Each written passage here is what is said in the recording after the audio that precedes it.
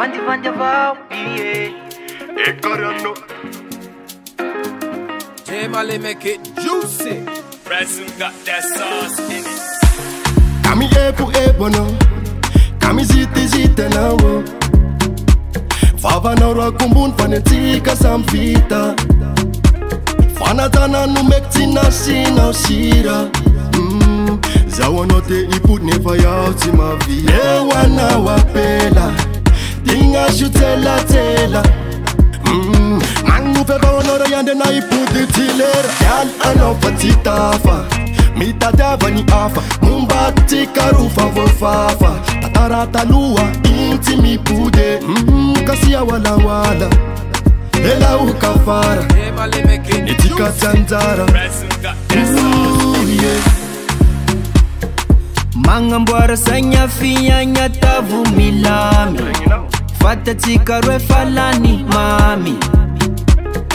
Katsa tau ampisi kafara inye.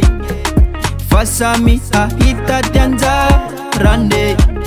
Suzanu sisa tiamya kwa na winye.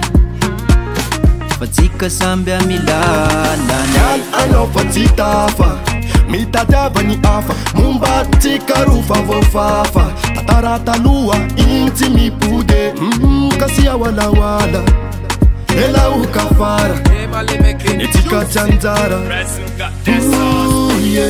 Dinasyo kekeno, embenewe uyasona. Umindala nene zemande, pamaraki zoti meti mitade. Velumena umapamange, anekafanda ya nonu mitade. Halana uza utaloba, satia ya umbo mafu nyankiza wena we ioba.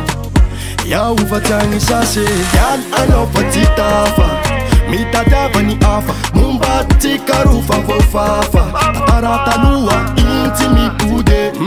Kasia wala wala, ela ukafara, etika tanzara.